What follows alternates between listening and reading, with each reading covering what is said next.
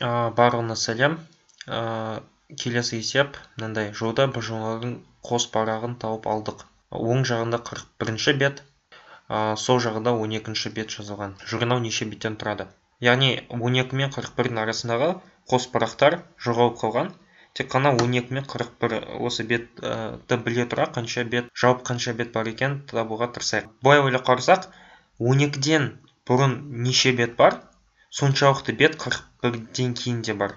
Яғни 12-ден бұрын неше бет, 1-ден 11-ге дейін беттер бар. Яғни 11 бет бар 12-ге дейін.